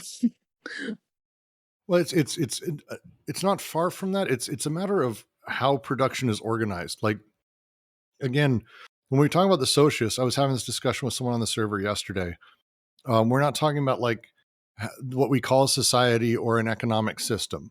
We're talking about like large scale. How do we get things made, and who do we owe for that? Like, I have a sandwich. What made the sandwich? I mean, I made the sandwich, but who made the bread? Who put that together? I didn't. I mean, I can cook the bread, but then who did the flour? I don't have a farm. Like, you always end up having some sort of social thing that is actually the driving reason you have the stuff you have. And this is true all the way back to the tribal, semi-anarcho-communist, the primitive, as they call it, all the way to now. So what takes credit for that? Well, back in the day, it was we thank the gods, we thank the clouds for the rain, we thank the earth for this bounty, all of that shit. Or we thank the king, we owe the king did X, Y, and Z. None of this is materially true. Like, the king didn't do dick. He didn't like help you set things up. He didn't put things in order. The king didn't do anything, but he got all the credit. Capital does that now. Like, I'm not nuts if I say that people believe genuinely that the market is the reason we have the stuff that we have. They describe that. So communism is somehow like looked at in a negative way. It could be I'd be hesitant. A way to steal like people's lands and houses and properties, right? If we want to talk about, so they're pretty clear about Russia in terms of like the way that the USSR formed and that version of communism, or any of the others, that they're as despotic as anything else, that they're paranoiac reactions. To them, it's kind of, again, doing away with representations where we say we want communism, we want this, because anytime you've ascribed or created a representation that now becomes your goal, as they talk about here, you can do whatever you want. That shit's getting recapitulated. That's getting taken over. Like, you can have fun with it. Capitalism's waiting. And so what do you do? How do you set up a society without having the representation, would be how they'd put it. I think there's a lot of sort of random ways to sort of interpret a good deal of Deleuze here. I'm now in my own personal opinion territory rather than literally the read, just to be very clear and put that giant fucking caveat and asterisk on top of this conversation. But the thing that they're talking about here very specifically, and it's actually very similar to what happened in Russia as well, or is happening in China, communist China right now. But it's the idea that capitalism implies the collapse of the great objective determinate representations for the benefit of production as the universal interior essence, but it does not escape the world of representation. It performs a vast conversion of this world by attributing it to a new form of infinite subjective representation. And this element is what they're going to be getting to. I want to read the next paragraph, which I think will help as we sort of what we're talking about right now. Anyone have any comments or questions? Anyone else on this before I move on? It's another short paragraph coming up real fast here. Mostly about the axiomatic and a few other things. Tiernan, JK, Jane Claire, Tiernan, anyone? Am I far off? Are you disagreeing with me? Or am I pretty close? So it's tough to ignore, but I'm not doing great. Like, let me know. Feel free. I've got nothing as of now. Excellent. Then I will read. We seem to be straying from the main concern of psychoanalysis, yet never have we been so close. For here again, as we have seen previously, it is in the interiority of its movement that capitalism requires and institutes not only a social axiomatic, but an application of this axiomatic to the privatized family. Representation would never be able to ensure its own conversion without this application that furrows deep into it, cleaves it, and forces it back onto itself. Thus, subjective abstract labor, as represented in private property, has, as its correlate, subjective abstract desire, as represented in the privatized family. Capital D, desire, is important there.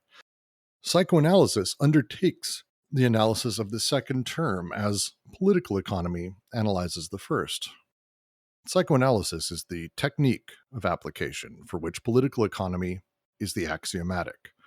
In a word, psychoanalysis disengages the second pole in the very movement of capitalism, which substitutes the infinite subjective representation for the large determinate objective representations. It is in fact essential that the limit of the decoded flows of desiring production be doubly exercised, doubly displaced, once by the position of immanent limits that capitalism does not cease to reproduce on an ever-expanding scale, and again by marking out of an interior limit that reduces this social reproduction to restricted familial reproduction. If we think of the fascist, if we think of the fascist state that capitalism becomes, that begins to control, begins to keep that in line, tell us where to be, how to be, psychoanalysis is more than happy to do that for us internally and create the fascist within ourselves, utilizing these large-scale mass representations in order to create that moment, the private family, privatized person, privatized land, privatized labor, as much as possible. Great paragraph. Yeah, the question is, what is the alternative to this kind of privatized way of subjectivity and family? That's a great question. Because like the you can't fall back on this despotic, right? Because that occurs in a communist it could in a communist system too, right? Well, I mean, it technically the pieces of the despotic. When we say despotic, we don't mean the thing in the past. We could have a Hitler. That doesn't mean it's not capital. Capital again is not an organization of government or an economic system. It's how we determine production and who takes credit for it. The despot, the godhead. I don't know if we'll ever be able to go back to that. I'm not sure it's possible. Conversely, I don't think we can go back to some sort of noble savage life, a la Avatar Dances with Wolves, where we're able to even have the conversation we're having now and figure out how that works. But you can absolutely have capitalist areas that have despots in charge. Again, it's not so much that setup. It's a question of how production, and that's desiring production specifically, but desiring production means social production, means labor production, means all of these things, is organized.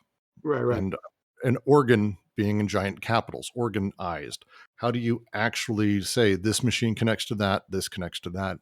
And as we move through it, the question of what else we do, well, that's the thrust of the final bits of this book, and I think most of 1,000 Plateaus. And I don't actually think they did, to me, they haven't satisfactorily answered that, and I think they've spent most of their life trying, and I think other people since. That's the big question, is what comes next? It seems to me that, if you can have a capitalist means of production, without the, without the despotic, right? Because the form of capitalism we have is that you have a despotic within a company or a workplace where the employer is the despot and the worker are the, slaves, more or less, right? So, that's a problem, Well, everything everyone does. I wouldn't even say necessarily that they're any less of a slave than the workers. The beauty of capitalism as a thing is that the wealthy and the powerful are as much a slave to the system, if not more so, than the workers at any level. They have different pains, granted, but in terms of what they need to be doing or what determines what they want, they're all doing that. Someone who sits there and Jeff Bezos or Gabe Newell is my favorite example of this. I use it whenever we talk about this. Gabe Newell is the creator of Valve, wonderful game development company, and Steam, which is the largest PC games platform. It's insane how much money he has. And someone asked him how it feels to have $1 billion. And his answer was, he's like, you don't so much have $1 billion as you are a filter for money that moves through you. And he started kind of describing this world of his day is spent basically trying not to lose all of that money and trying to figure out what to do with it. His entire day is capital. And I think it's true for everyone that that's the case. Why do you read the books that you do? Why do you do the job? Why do you watch the YouTube videos or whatever? Capital and the way that it's set up is what determines that. Again, production top to bottom is run by it as the reason, as the thing that is the alliant and the filiative, and the way that you are set up. So when we talk about a worker or any corporation, there are ethical whole bunch of things. Do not get me wrong. Jesus Christ, workers need rights. But as capital sits and looks at it, if we were to have worker co-ops tomorrow, like everything was just a worker co-op, would we be any less in capital? Would we not be taking advantage of the same system? And I mean, would the global South be in a better position if America was suddenly really hyper-democratized? Like, no, because capital kind of determines what we need to be doing next. And really everyone's going to kind of vote for whatever capital needs to do.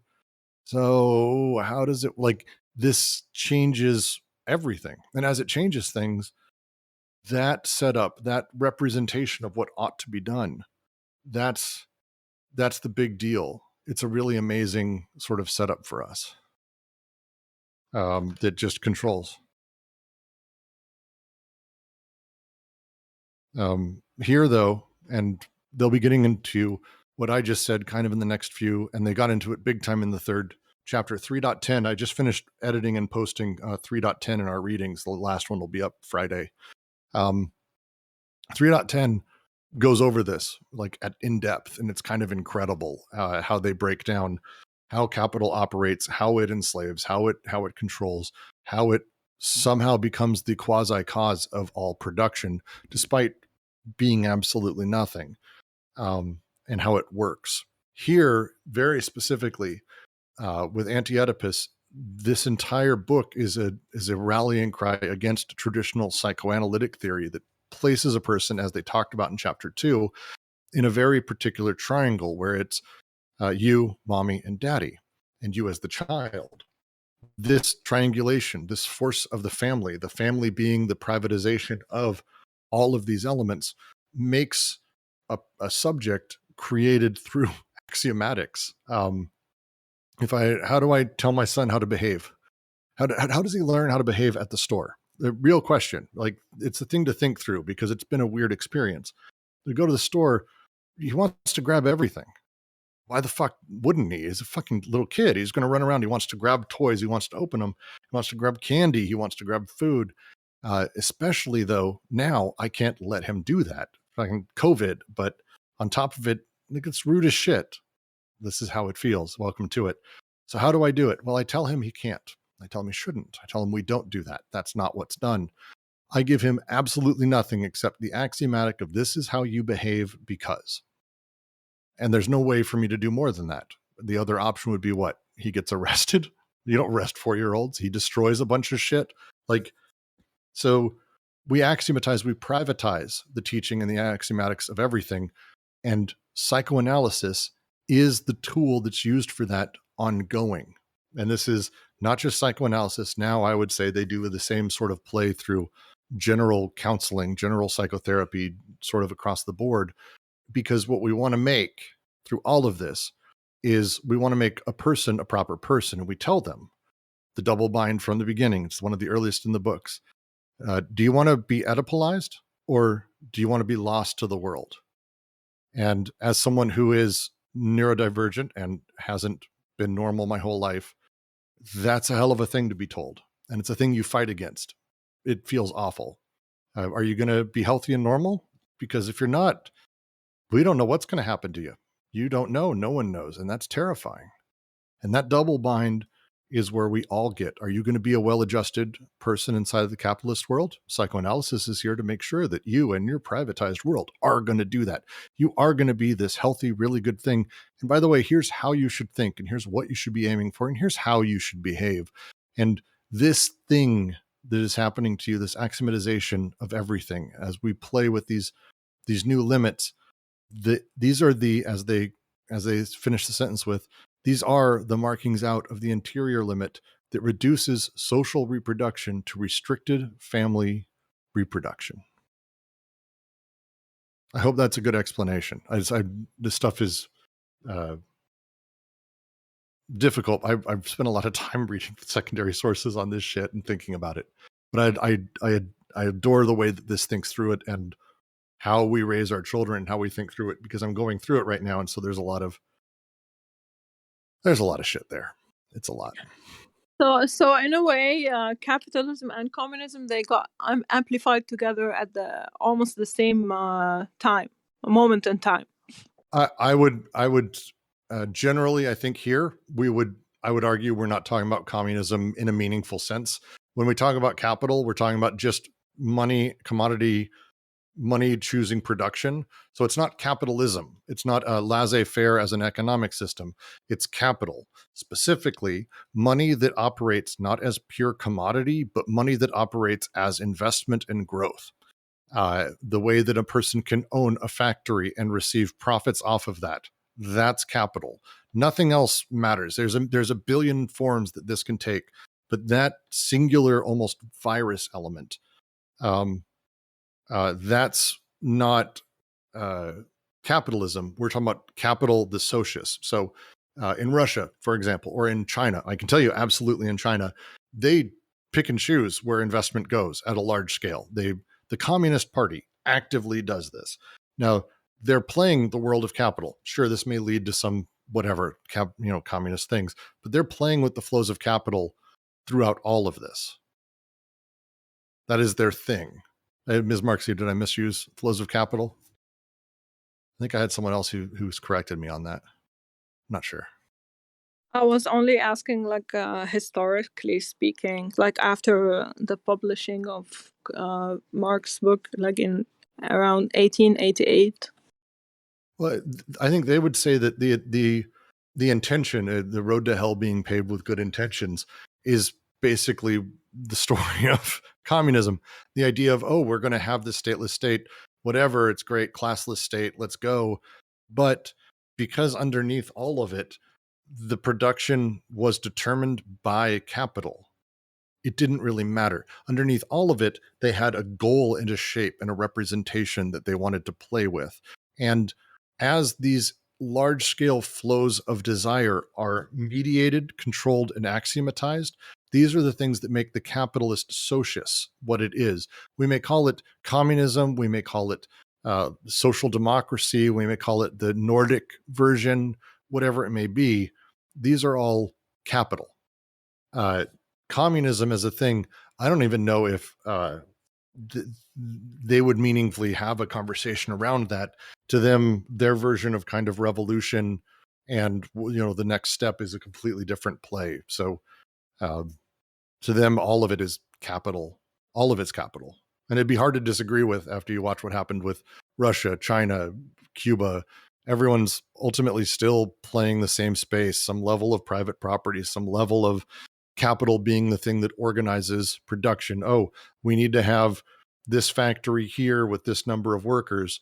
That's determined by the overall flows of capital. That's not done by pure necessity. It's not done by a man on the ground going, I'm going to build a factory here with my buddies. That's never how it worked, even anywhere in communist lands, which isn't a place. It's the worst Disney park you've ever been to. Communist lands. Not as bad as capitalism lands, I suppose. But I hope that makes sense, because it's one of the things, especially amongst a lot of leftists, when they come to Deleuze, I did the same thing, where it's so they're critical of capital. It's they're critical of anything that's a representation. So it's more about figuring out how things work and how things produce than oh yeah, no, I like communism. No, I like capitalism. No, I like social democracy. Step back and go, what are the things that make these what they are? And capital as a system, as a socius, as again, quasi-cause for production, as a thing that organizes production, is the underlying thing. It's a shift from, we don't just say capitalists will have an argument over people who have money, and they'll go back and they'll talk about 400, 500 years ago or 1,000 years ago, tax collectors or people at market who sell goods and people who got rich. None of those things are capital. That's just money. Money and capital aren't the same thing. It's, again, not a lot, worth reading Marx. Das Kapital. Capital and money aren't the same thing. They operate and they work differently. We may call them the same thing, but they're not. So as you kind of dig in, it's about those elements. It's tough. Well, in China, it's a communist state, but they have a capitalistic kind of system, kind of semi-free market, but it's also controlled by the state at the same time. But people are, have been making, getting rich, from that system and surviving on that system. Yes, so but again, this isn't even the capitalism that they're critiquing or talking about when they talk about the capitalist socius. That's just a representation of like, oh, this is kind of capitalism or this is more communism. Underneath it, the thing that makes China and the US the same is underneath it, the investment money that can generate other money, the excess value that is created through workers in a factory works the same in Russia, in America, in China, in Cuba. There's excess money, someone gets it, there's a ton of extra cash that's made, that gets reinvested, the workers get none of that, and this excess is the place that capital lives. That's the thing that the excess prior to capital was, and not to dive too deep into Bataille, but the excess prior to capital was a thing that was sort of built up over time and had to be expended in grand ways. Capital is just that fucking excess. It's kind of, I want to say magic. I think magic's not a bad way in comparison to talking about, like, you used to have these huge feasts for the ruling class where they'd be like, oh, there's a giant, huge harvest, the best we've ever had. Oh, we've collected more taxes. We need a way to blow it out. We're going to have a wedding for my daughter and spend all the money in the coffers. And these kinds of things were these massive release valves of the pressure that is excess. But here's capital that's able to always be whatever it needs to be at that edge. There is no expansion that's too fast or too much. No one's ever said, well, that business is growing too quickly. It's not a sentence, but they used to say, they'd send warring parties and they'd say things like, well, actually, we can't take all of that because we don't have enough room in our coffers. We need to find somewhere else to put money. Like, that's excess. It's a different beast. And so when excess itself can run and take lives, it's a completely different play. And that's the thing that capital is, not necessarily the play towards capitalism versus communism. These are representational binaries that don't affect any of us. It's all bullshit anyway. Sorry for the ramble. This is a thing I've been specifically working on and writing a paper on how capital and money are not the same thing. I've been spending a lot of time on specifically this. It's a really fascinating play Marx made that I think only a handful of people, sadly, have ever picked up. Susan de Brunoff wrote an amazing book of Marx on money that's 100% worth reading, very much about this and talking through what I'm saying. Oof. So is a capitalist and a kind of capitalist economy, is it, is it reconciled with a democratic, form of government? Yeah, I mean, capital doesn't care. The state is in service to it. I mean, that's classic Marxism, but with Deleuze, we've only ever had one state. It doesn't really matter what the form is. The machine that makes up the state shifts and changes and plays in different ways. But if it's democratic, or if it's a single asshole, or if it's a monarchy, or if it's a parliamentarian system, it kind of doesn't matter, because we've only ever really had one state. It's the chapter Erstadt, worth going back and reading for sure. Because as we move forward and we think about what other forms we have, if all we do is end up with yet another state, or the same state, which is the case, we're playing into the same problem. And again, this is the fun part, is capital as a excess thing and the Urstaat on the other side. We dress it up however we want. It can be Norway, it can be China, it can be Russia, it can be Australia, it can be the US. Go there and look at how the countries operate. None of them operate that differently. I've traveled to many of them. I haven't ever been anywhere that was like, well, this is like an alien planet. How does this place work? Like, oh, look, Pepsi. Like, it all works the same. It doesn't matter what we call it. Yeah. Yeah, it seems like somewhere like Canada or some of the Norwegian countries, they have a capitalist economy, but they're more what the state is more like a welfare oriented or care takes care of the people. They Yeah. really do. They do the best to hide the fact that their entire economy is based on the exploitation of the global south and the poor outside of the country. Mhm. It's a, I mean, it's gross, but like this is, again, so why do they do that? Why in Norway? I have friends who are Swedish. I love Sweden. I adore Sweden as a country. I love visiting. I love the people there. But why do they allow that?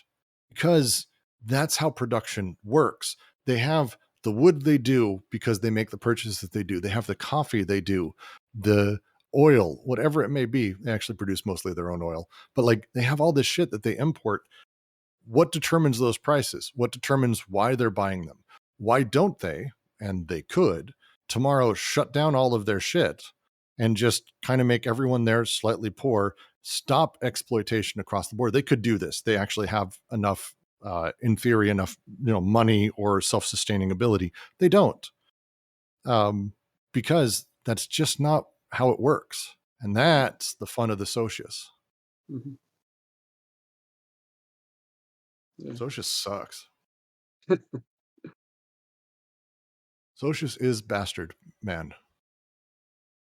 Yeah, I guess yeah, we're seems like we're gradually, maybe it's a normal process of gradually this country sliding into a more of a or loss of a democracy, right? I mean, we're in a weird place. I think capitalism is built on axiomatics. Axiomatics by nature, it's like I mentioned, the things that you tell your children. That's essentially what an axiomatic is. It's all the stuff you don't know that you know, and that you just kind of take for granted. There's a few wonderful papers. Again, search axiomatic in the uploaded docs section. It's insane. We've got a few really wonderful ones, but that setup requires a general suspension of disbelief or a lack of knowledge that the opposite is true, a lack of direct confronting reality.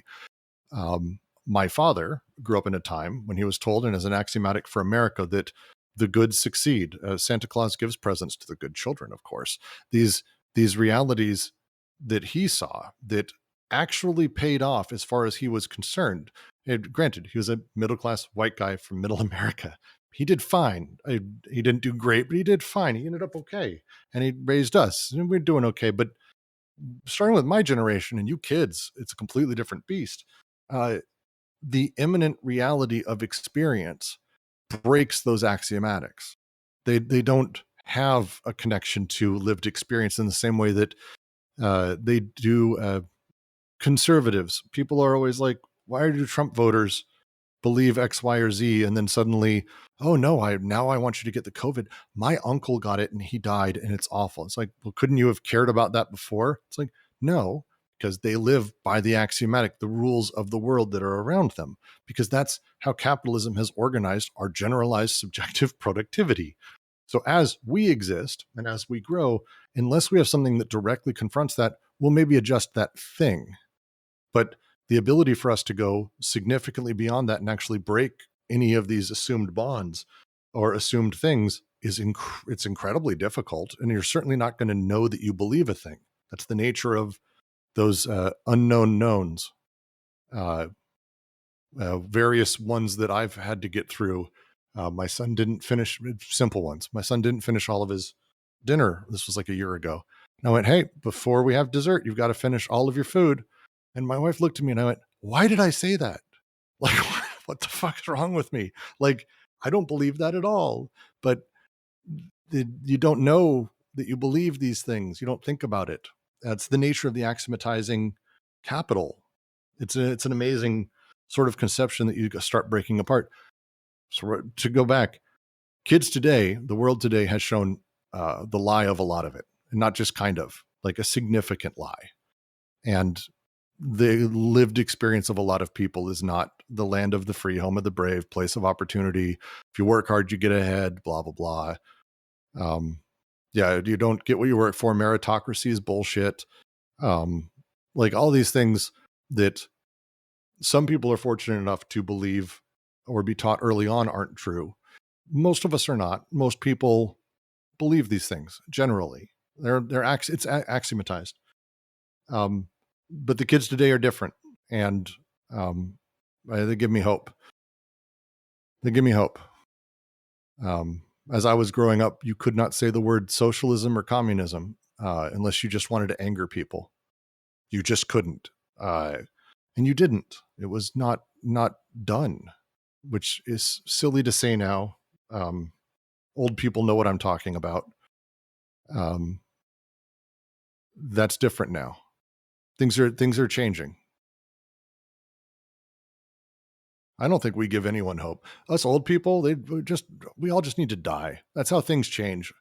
So the worst thing that could happen to the world is people living longer. I think we'd start dying around 50 years old, and then the new ideas can get going for a while. That's a joke.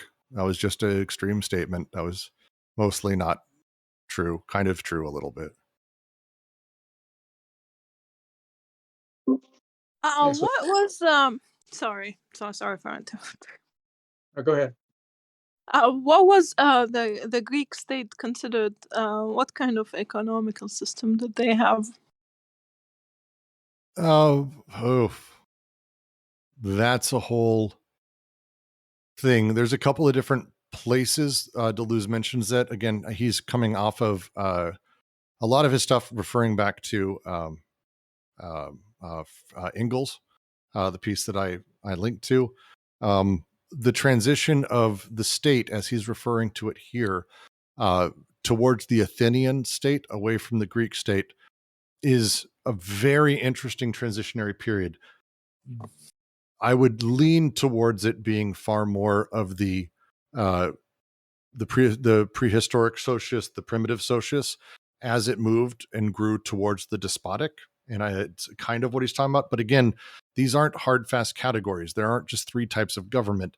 It's specifically three generalized forms of how production is organized at a large scale. And so when we talk about these three sort of elements, those are the things that are sort of underlying, that can take a million pieces. The larger machine, how to put it, I've had an engine that I've taken out of old Chevy and I put into a Benz. You can do this, by the way. Engines can change. You can fuck around. It's kind of fun. Doesn't mean that car is now a Chevy. It doesn't mean that the old Chevy became a Benz. It doesn't mean that when someone puts a Ninja crotch rocket, insane 2000 cc motorcycle motor in a Geo Metro, that's a motorcycle. The engine is still just the engine, but it's different and it drives different and it plays different. So these three things think of them more as the organizing factors, the engine or the way the engine works or a part of it, than the overarching representation. That's the big thing with Deleuze, is to try to get away from representational thinking in general. So it's not so much what was the Greeks before and after. I would ask what point. At that point, I'd ask what you mean by the Greeks. At that point, I'd ask, like, breaking it down and going, how did the Greeks on a daily basis decide what to do, and how did they desire things? That's the interesting question. And then how did the Athenians after them? Was there a transitionary period? I'd argue that Americans from the 1492, Columbus shows up. His reason for doing things is wholly different despite being as disgusting as the bastards who left America to go colonize and take over different countries. They did kind of the same thing, bringing disease, famine, warfare, hunger, killing people, enslaving them, taking their lands, all that shit. America's very good at it. But the underlying thing they actually did, like, why? Like, what's the drive? What's the desire pathways? What are the machines that they're part of that made those things happen? That's the stuff that matters. On that note, I'm reading a great book called On Hitler's Mein Kampf. It's a Albrecht Korschorke. I believe it's pronounced that way. I fuck up everyone's name. It's on the poetics of National Socialism. He takes Mein Kampf, which everyone laughs about being a shitty book, and he writes who it was for and why, what passages did, who he was touching when Hitler wrote X, Y, and Z. That is an interesting analysis. Anyone can read Mein Kampf. The context of it matters exceptionally well, but also it's just a stupid book. What did it do? How did it work? What did it play? How did it operate? These are the things that start to matter a lot more when you go beyond representational thinking and talking about actual workings of the various machines. And as you break down these elements and you have the large scale machines to the small machines to the big machines, whatever it may be, you start to break them down even further. Eventually, you get to the desiring machines. And you get to this base level where it's lived experience driving this, or representation pretending that it's lived experience. Kind of the two sides of, general living, I suppose. And that's to go back to this paragraph and to try to close out, because I probably should. We're hitting 2 hours pretty heavily. Psychoanalysis takes the lived experience, which is problematic and will drive people in various neuroses and psychopathologies and all kinds of shit. And it utilizes external objective representations to say, here is what you're actually wanting. Here's what you actually are. Here's what you're doing, in order to mold us and shape us, because representation becomes the chains that control desiring machines, rather than the actual move we should be doing, which is discovering how desiring machines work and what a person's actually really connecting to. Not the representation of, well, of course you're unhappy. You're a rich bachelor who never got married. How sad. You're a Hallmark movie. It's like, no, he's depressed because this, that, or the other. As he grew up, he didn't have this. He lost this. It connected here. Oh, he does have money. Oh, he values this. Break these things down into their machines. And that's, to a person, we can do to a society, because again, they're the same. They're the same things. They're just collections of desiring machines. I hope that answered, or at least helped bookend this discussion. As you can tell, these are the sections the first time we read through this, I could not have had a worse time. I must have read through these sections 10 times, finally made my way through, and I've read this book since that one, not this reading. I've read it 2 other times, as well as secondary sources trying to figure this out. I'm not sure I'm right, but I think I'm in the right direction. And I hope all of you join me as I continue that journey next week, as we continue from the middle of 304. Please join the server. Please join us in conversation. We are around. And I'd love to have all of you join. Thank you so much.